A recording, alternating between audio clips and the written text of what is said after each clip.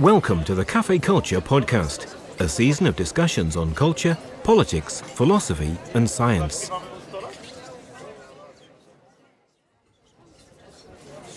At a talk recorded on the 14th of July 2014, Mike Jenkins discussed the paradox of flawed ideas. Now, I gather that when Joel submitted my name for this session, there was some concern because I wasn't associated with a learned institution and I had no publications to my name. I'm under no illusions. The reason I'm here is that they couldn't get anyone else. Last year, when they were putting this program together, they were up against the deadline and they had an unfilled vacancy for July 2014. But if they think they had a problem, it was nothing compared to mine. When Joel asked me to speak, my first question was, well, how long have I got before the deadline? He told me I had a week, and I felt that that would be sufficient to decide on a topic. It was only when I got home that evening that I suddenly remembered that I was going away in less than 24 hours. So I had, in effect, just the one day to make up my mind about a topic. So after my initial panic, I decided on a pragmatic approach. I had no time to work up a topic from scratch, so I'd give a talk on those things that I was reading about anyway at that particular time. And in order to leave myself some wiggle room in developing my thoughts, I thought I'd just go with the broad brush title, Reflections of an Amateur Philosopher. Somehow, that's got billed as Reflections of an Armchair Philosopher. Now, whilst there is an armchair in which I read, and for the record, it's a red leather recliner, this evening's talk is definitely reflections of and by an amateur philosopher, as you are about to find out. So, having got the preliminaries out of the way, it's time I told you what I was reading and thinking about 14 months ago when I was invited to speak. Well, I had three topics on the go. The first was what the theologian Don Cupid calls secular religion. Secondly, I was reading about the austerity policies being pursued in the UK and across Europe. And thirdly, there were my attempts to make sense of the issues and controversies around global warming. Now, these three topics have no obvious connections in terms of their substance, and none is philosophical in the narrowest sense. But it occurred to me that each does give us an interesting perspective on the way we look at the world. So I hope you'll be patient while I talk about each one briefly before trying to draw the strands together. So, starting with secular religion, Don Cupid is a philosopher of religion. I became aware of him in 1984 when he first came to public notice, presenting the 6-part BBC Two series, The Sea of Faith. This show caused a lot of controversy because Cupid argued that we should accept religion as a wholly human activity and that Christianity should be practiced free from supernaturalism as a spiritual path, an ethic, and a way of giving meaning to life. At that time, Cupid saw himself as attempting to reform the church through what he called non-realist theology. In the last 30 years, he's written a series of books as his thinking has evolved. But he long ago gave up any hope of reforming the church, and he no longer officiates as a priest. Cupid acknowledges that he failed in his attempts to reconcile church Christianity and the modern world. In fact, he accepts that it cannot be done because church Christianity becomes increasingly countercultural as it declines. What's more, he now realizes there's no need to save the church.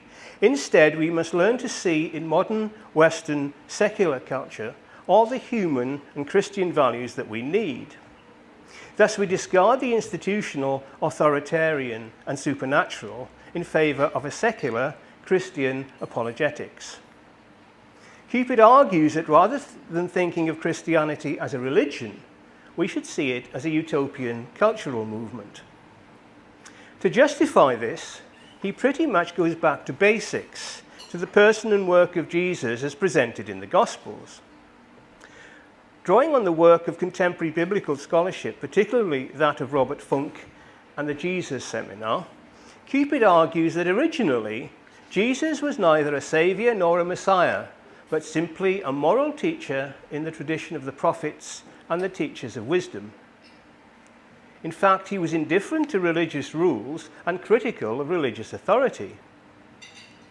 This leads Cupid to see Jesus as a pioneer in antiquity of a kind of radical humanism, a kind of radical humanism which still speaks to us. Of course, after his death, Jesus became an increasingly mythical figure as he was turned into a Messiah and a divine figure, God incarnate and a saviour. And the church grew up because the vision of the kingdom became indefinitely deferred. With the passage of time, the church grew more powerful, organised and authoritarian, so that the link with the original Jesus was lost, and earthly life came to be seen as a preparation for an eternal life in the world to come. This view predominated in the Christian West for over 1,000 years, but could not withstand the development of secular humanist ideas, nor the challenge of the scientific rational worldview and of critical thinking more generally. As a result of this process, we live in a secular culture where the values of secular humanism are the default view, the taken for granted position. But as Cupid points out, in a sense, this is a fulfillment of the original Christian idea of incarnation, of God coming down to earth. We now do the job that God used to do in the older way of thinking. It's we humans who actually impose order on the chaos of the world, and our experience of it, we give it meaning, purpose, and value. These things do not come from above.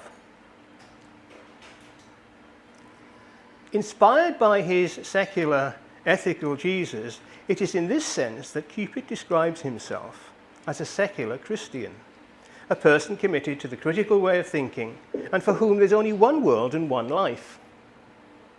This form of religious consciousness does not need any visible organisation, nor does it make any non-rational doctrinal claims. It is the religion of ordinary life, a secular, this worldly affirmation of everyday life and an acceptance of its limits in terms of time, chance, and death. This life is all there is, so we should live it to the full, intensely and generously, giving ourselves like there's no tomorrow, because there isn't. In this view, religion is simply the attempt to get ourselves into the most affirmative and productive relationship with life that we can obtain. Now, I admit that I find much in Cupid's ideas that is attractive. It's a sort of cross, if you like, between a secular Buddhism and a laid-back Quakerism. However, I have to admit that it's not that easy to rid ourselves of some of the older ways of thinking, even in our secular world. The old authoritarian style of dogmatic thinking keeps stubbornly reappearing in the most secular contexts. Now, this leads me to discuss economic austerity. But before I do that, I wonder, could I ask you to get me a glass of water? Thank you. So, turning to austerity, we've all heard this word now for many years, used to describe government policies to reduce budget deficits through spending cuts, tax increases, or a mixture of both. However, in a recession, government spending is required as an economic stimulus to offset the lack of demand in the private sector. Thus, the empirical evidence shows that austerity programs do not cut debt levels nor reduce deficits. So they fail in their stated objectives. But in the process, they do considerable damage to the social fabric. So how have governments got away with it? Thank you.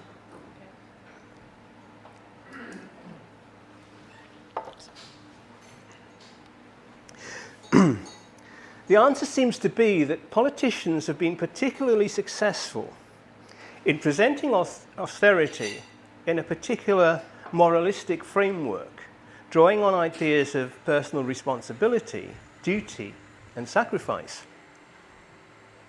While this approach is inappropriate as a framework for macroeconomic policy, it does seem to be a very successful narrative in terms of winning popular approval. Clearly, it taps into something deep in public consciousness. This narrative starts from the premise that debt is bad and large debt is dangerous. In fact, this argument goes, Britain is broke. As Liam Burns said in 2010, there's no money left, a remark intended as a joke, but used by the incoming government to remind us that we were maxed out on the nation's credit card and that there's no magic money tree. This state of affairs, the story goes, comes about because of the irresponsibility of the previous government, who borrowed too much to spend too much. In particular, they spent too much on state benefits, subsidizing irresponsible, work-shy people who sponge off everybody else. In order to deal with this problem, austerity is a necessary evil. There is no alternative to spending cuts if we are to restore the economy and reward the strivers and not the skivers.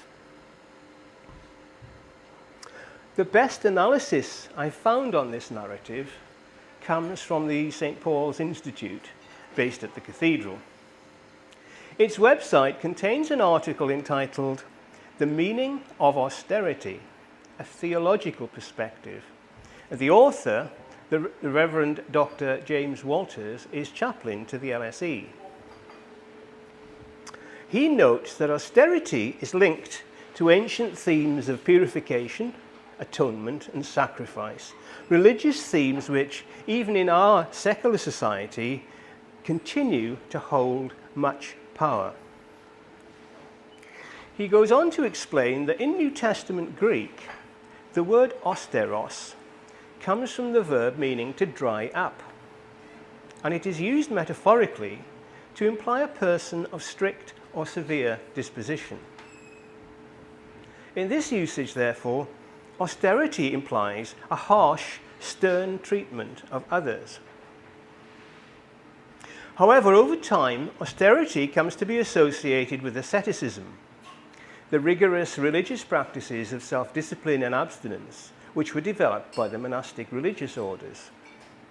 So the understanding of austerity shifts from a way of behaving towards others to being a way of life to which people voluntarily submit themselves. Walters reminds us that in the monastic tradition, the emphasis on austerity is related to the primacy of prayer. The religious orders cultivated austerity in order to make more room for God. Monks typically spend 4 or 5 hours a day at manual labor, but their primary work, the opus dei, the work of God, is prayer and worship. However, this all changes at the Reformation. The Reformers rejected the notion of special communities dedicated to the religious life and sought to bring religious ideals into the everyday. And with that, there seems to be a new focus on austerity, but as a core virtue in itself, not as a particular vocation. So there is a particular link created at this time between austerity and work and productivity. Weber looks at St. Paul's injunction in 2 Thessalonians, "If any would not work, neither should he eat." For the Puritans, Weber writes, the most important thing was that labor came to be considered in itself the end of life, ordained as such by God, and willingness to work is symptomatic of the lack of grace. So Weber argues, Protestants took the fact that you worked hard to be a sign that you were part of God's elect. What's more, spending money frivolously was also viewed as a sign of moral corruption. So you saved it and ended up much richer. This helps us to begin to explain how we move to the situation we are in today, where austerity has shifted from being defined as simple, disciplined living, that is to say, the opposite of opulence, to effectively being defined as the opposite of generosity. It's gone from being a vocation to be embraced to something imposed on those who are judged as deserving of it. Deserving of it because they do not work, or because they are perceived to be profligate, or in some ways irresponsible. It would appear that the story about irresponsible spendthrift politicians and work-shy benefit scroungers has very deep roots indeed. Putting this in secular terms, I'm reminded of J.K. Galbraith's observation about those that see the need to cut taxes on the rich to ensure that they have an incentive to work harder. And at the same time, they see the need to cut the benefits for the poor to make sure that they have an incentive to work harder. In the face of the clearly punitive nature of the austerity drive, it does seem difficult to agree wholly with Don Cupid that critical thinking and humanitarian efforts have actually superseded earlier modes of thought.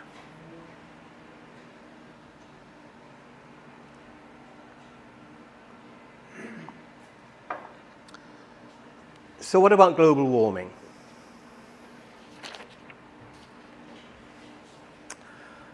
In its publication, Climate Change, Evidence and Causes, the Royal Society tells us that climate change, this is a quote, "Climate change is one of the defining issues of our time. It is now more certain than ever, based on many lines of evidence, that humans are changing Earth's climate.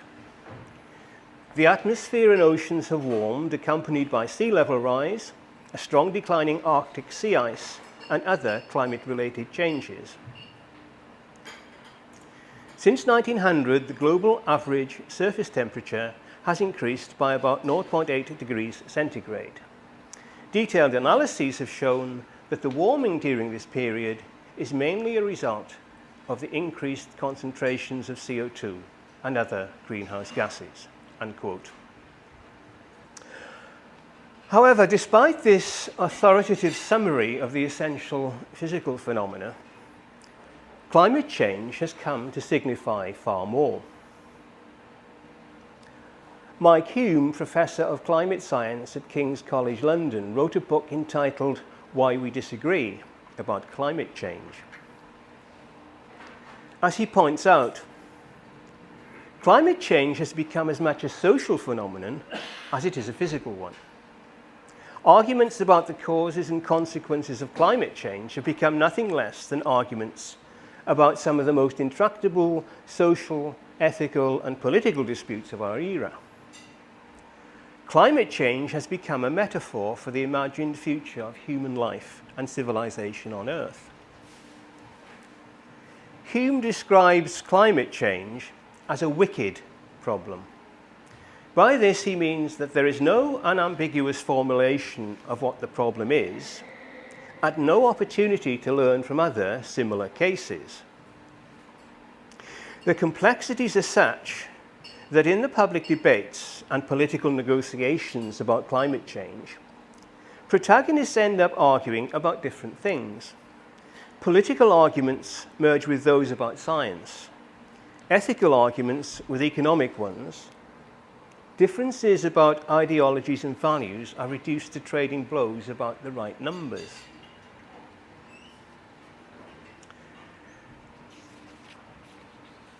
A good example of how these complexities and conflicts play out can be seen in the work of Professor Judith Curry of Georgia Tech. Over a 30-year period, she's published in a number of areas of climate science. Although her work is broadly in the mainstream of her subject, in recent years, she's increasingly devoted herself to engaging with the critics of anthropogenic climate change theories. As she told a US congressional committee, there are complex reasons why intelligent, well-informed people disagree on the subject. As she says, it is clear that all other things remaining equal, adding more CO2 to the atmosphere will warm the planet. Unfortunately, nothing does remain equal, so we can't predict the impact of CO2 without a better understanding of natural climate variability. She also notes major uncertainties around cloud behavior and ocean activity. Given these uncertainties, she argues that it is no longer appropriate to seek consensus on climate, as has been the practice of the IPCC. Rather, she argues, there should be an open debate and discussion of a broad range of options. A more transparent and democratic approach would, in her view, avoid the hubris of pretending to know what will happen in the future, unquote. As again, she said, testified to Congress, there are two situations to avoid. One is acting on the basis of a highly confident statement about the future that turns out to be wrong, and two, missing the possibility of an extreme catastrophic outcome. She's put her views into practice by attempting to engage with scientists who are skeptical of the consensus view. For this, she's been characterized by colleagues as a traitor to the cause, and by skeptics as a convert to their side.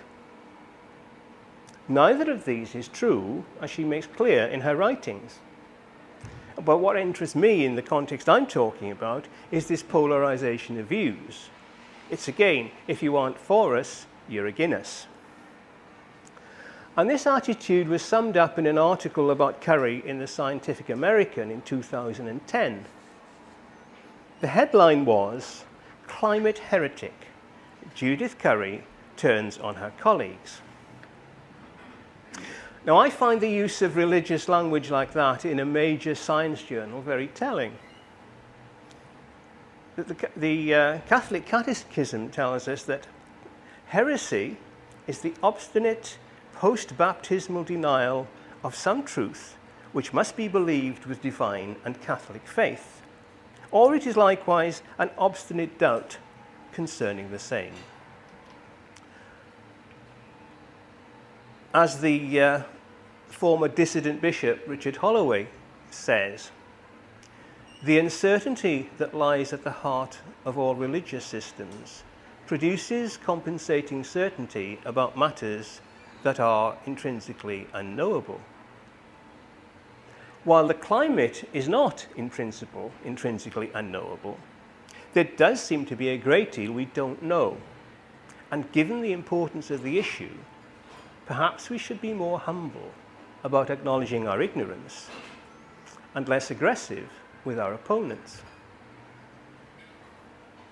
Cupid argues that the development of critical thinking changed the way we understand the world, and it also made the old theology redundant. Observing both the austerity debate and the controversies around climate change, I'm not so sure. It does seem that despite our allegedly critical thinking and all the analytical methods available to us, we still seem to revert almost instinctively to older ways of thinking when the pressure's on.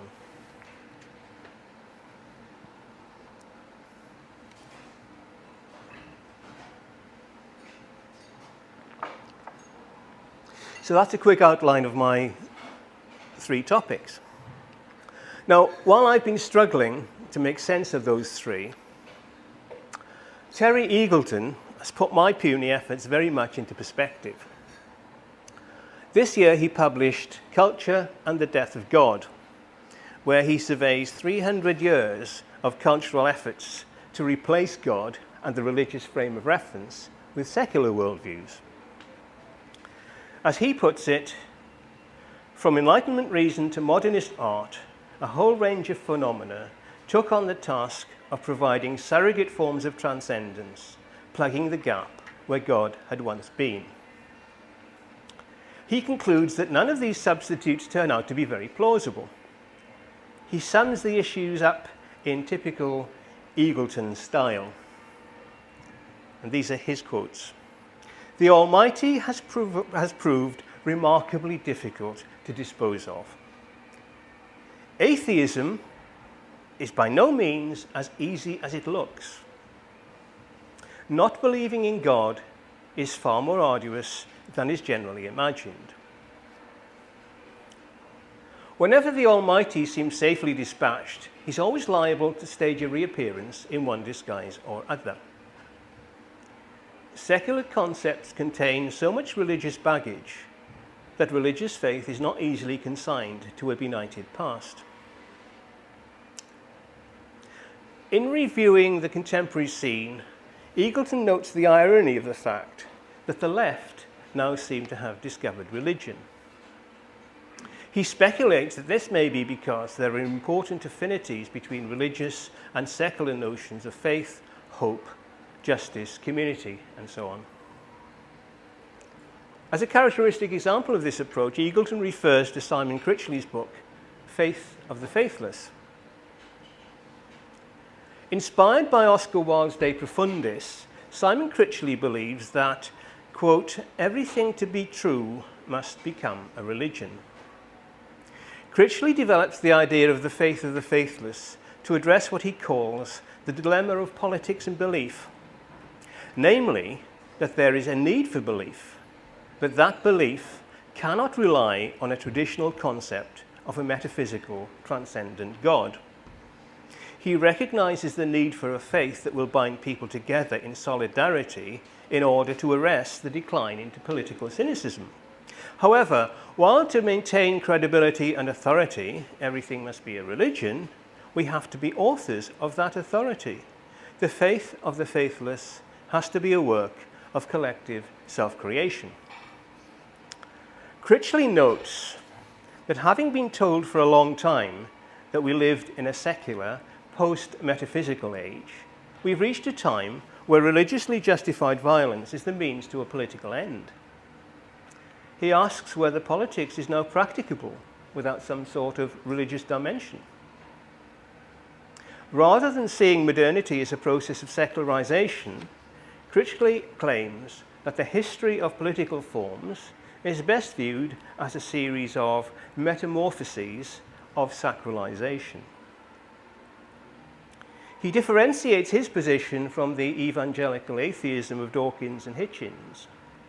They see God and religion as historic errors that can now be corrected by scientific progress. For Critchley, religion, as he knows it in the Judeo-Christian tradition, offers a powerful way of articulating questions of ultimate meaning and value, which are irreducible to naturalism. When it comes to issues requiring that we act in concert, rationality alone is insufficient. Faith and belief are needed to touch the depths of human subjectivity. This leaves Critchley asking whether a faith of the faithless, which rejects both traditional theism and evangelical atheism, will suffice. He asks whether it is possible to speak of religion without God. This, of course, brings me back to where I started with Cupid. And it also means it's time for me to stop and for you to have your stay. Thank you very much. You're so lucid, Mike. Thank you. Cafe Culture North East is supported by Newcastle University, Peels and the British Science Association. We're also supported by Ginger's Cafe in Dance City, who host the events.